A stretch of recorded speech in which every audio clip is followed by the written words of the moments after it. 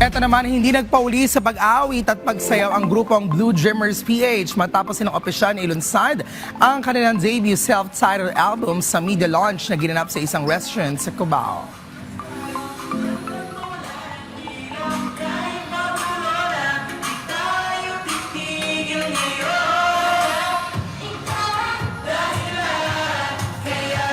Matapos ang kanilang grand album launch, inilabas na rin sa lahat ng digital streaming platforms ang tatlong original tracks nila. Una ang Low Key Tayo na kinanta na Blue Dreamers PH Boys. Sunod ang high energy song na Dance Tayo kasama ang buong grupo.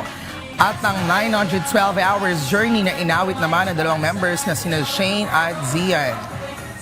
Ang Blue Dreamers PH ay nagmula sa isang talent search na may kaparehong title. Sila ay napili mula sa libu-libong aspirants from Luzon, Visayas at Mindanao. Sumailalim sila sa matinding training gaya ng voice lessons, dancing at maging sa martial arts hanggang sa 5 na lamang sila na naging final members ng grupo. Bagamat kakadebut pa lamang ng grupo, ibinahagi nila ang celebrities na iniidolo at minamanifest nila na makatrabaho in the future. Si Manu Payton.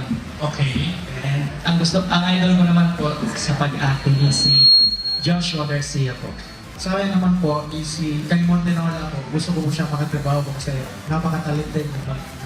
Gusto ko makakulagi si Coco Martin since na-inspire niya ako sa mga doings niya po, sa mga pagtulong niya. Showbiz crush ko naman po si Charlie Fleming po. Yung gusto ko makakulab is si Enrique Hell kasi the way siya mag-act is parang damang-damang niya po talaga. And yung idol ko naman po is si Daniel Padilla po kasi yung aura niya po is parang astig. Sa akin naman po, gusto ko po makakulab si Sarah Carmelo po. Look naman ang project director na si MG Gutierrez at ang marketing director na si Zenly Diansuy ng RT Central Music na marami pa rin silang plano para sa grupo dahil bukod sa kanilang album, gagawa rin daw sila ng pelikula at variety show. Ang Blue Dreamers PH ay binubuo ng members na sina Shane Monreal mula sa Albay, Zian Mendaza mula sa Mindoro, ang kambal sina Gyrex at Zan Tan mula sa Zamboanga del Sur at si Jared Salvador naman mula sa Makati.